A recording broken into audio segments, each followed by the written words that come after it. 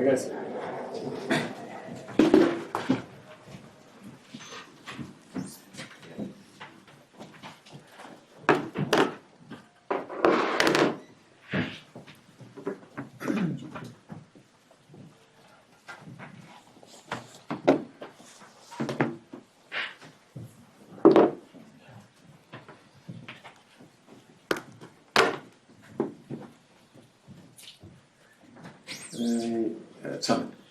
Ruben, congratulations on the point.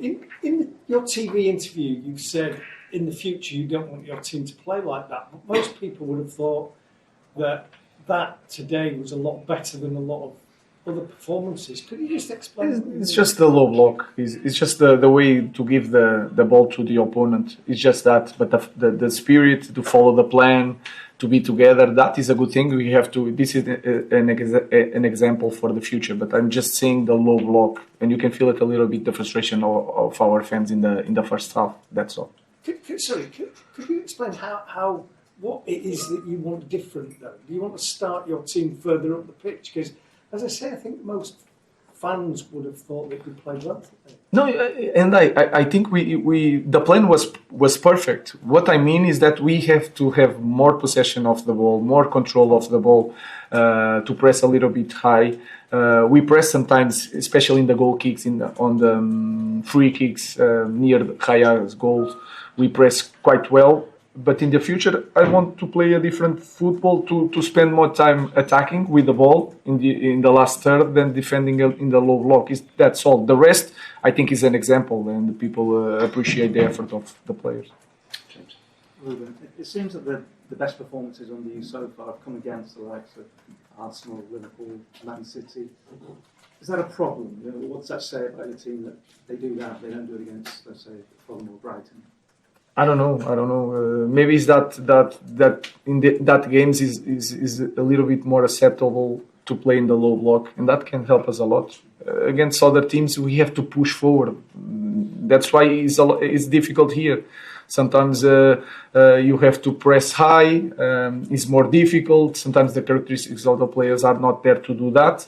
But when you train and you play in the club like ours, sometimes you have to push forward no matter what, and I think that is the biggest reason for that to happen. Yeah, so, Were you even more pleased with the performance given the tight turnaround between the games and that you only made two changes with lack of players injured? You are asking why I did. No, were you particularly pleased given the tight turnaround and you couldn't really rotate too much of the game? I think, I was really pleased. If you see also the game, we controlled the first minutes without the ball. We score near the half time. That helped us a lot. In the end, in the second half, we had more space and more energy also because of the results in our fans to score another goal. So if I look at the performance, I'm quite pleased even with all the problems. Would you expect to have some players back from the Sociedad game? Maybe Ugarte. I don't know. We'll see. sure. Can I just ask you about the quality of Bruno Fernandes today? I mean, the goal was sensational, wasn't it? When you need a big player to step up. I think he step up all the time. Sometimes he can show some frustration in some moments that can hurt him more than anybody, and I understand that. Is that frustration? He wants to win, but he's also always available, always there to play in different positions. And when we need sometimes a goal, a free kick, an assist, he's always there. So I think he's a very good example. He does some mistakes, that's normal, but he's a very good example for the other players. Carl. Mr. Amorim, you said there was more space and more energy in the second half of your team. How do you make sure your team starts like that in the first half of games? Because you are in front of the result, and then you are in the second half, and you feel that you can score. And when you are in this moment, you don't feel so tired. That I think is that feeling. And when you start the game, you know that you have 90 minutes, 75 minutes when you have to defend, not to suffer a goal, and try to score a goal. So I think it's more a plan. If you can if you can be inside of the game or on top of the game at halftime. In the second half, we will be more dangerous, and the players feel more confident to play a different football. Do you think there's a confidence issue with your team at this point? It depends. I think we are starting we believe more during the games because we feel comfortable. We feel I can do this. We are okay, and then we are growing in confidence during the game. Not so much in the beginning. In the beginning, we try to understand, but then during the game, I felt that also in Spain. During the game, I think we increased the confidence and the quality of our game. James. Ruben, just on Bruno again.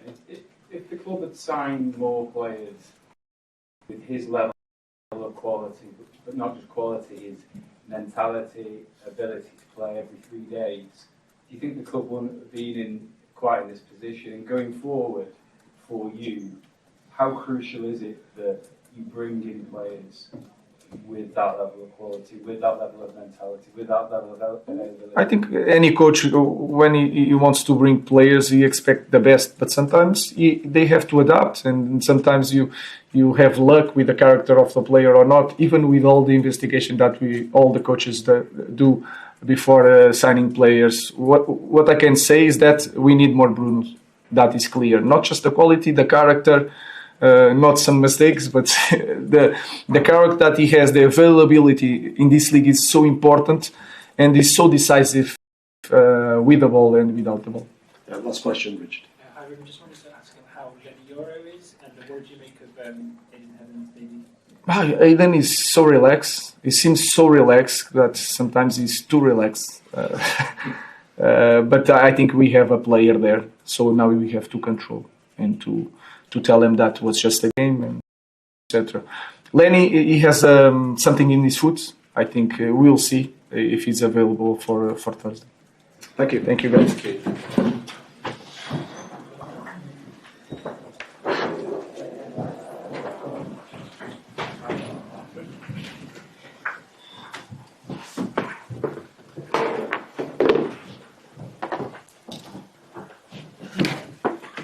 Hi, everyone. Raise your hand for the question. We'll come to you. Cameras are right at the back. Good. We'll kick off with Dave from the Guardian. What's your feeling about that? Well, frustrating not to win the game, but with everything that we did, especially in the first half, it's 43, 44 minutes. The dominance, how we dominated every aspect of the game, full control. We lacked a little bit in the last 15, 20 minutes for that shot to have more purpose, more direction, the last pass, the last action. But the game is clearly for us and going in the direction that we wanted. Unfortunately, one long ball, we don't manage that ball well. We give it away, we create a foul in a really dangerous area when you have to rely them not taking advantage of the individual quality. And that's a really bad bet against Manchester United. They capitalized on that, and in the second half, we tried to generate the momentum. We scored the goal, and when my feeling was that they were very struggling because they could not get out, and I didn't feel that they had the legs to do that. We opened the door for them to maybe win the game because we gave some very unusual balls away and very basic things done really poorly. And even though we had 3 big chances, the reality is that is saved us, and at the end, in the last chance, we could have lost the game. You're obviously chasing down the title, and you've dropped points in 3 consecutive games, which, bearing in mind the standards we've set the last couple of seasons, is most out of keeping. How frustrating is that, and what do you put that down to? Today, the efficiency we have in the last 20 minutes, it wasn't good enough. We know that because for big parts of a lot of things that the game demands to go to Old Trafford, and what we did, superb. But at the end, you have to capitalize on that when the team is so dominant and much better than the position.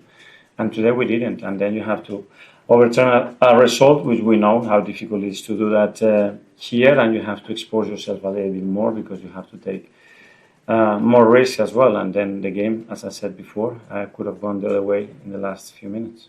Can I ask you about the free kick? Because there's an issue with the length of how far back the wall was, and then also David's positioning. They just mentioned that if Bruno is on that, football is for smart street players, and if he's done that and capitalized on that, he was more clever than us and the referee.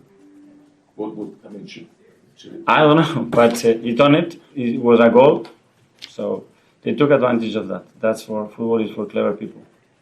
Tom, Club London. Mikel, you had Martinelli coming off the bench, obviously a big boost to see him back. Are you confident having that quality back when you've got games in the Champions League coming up? That could be a real game changer for you.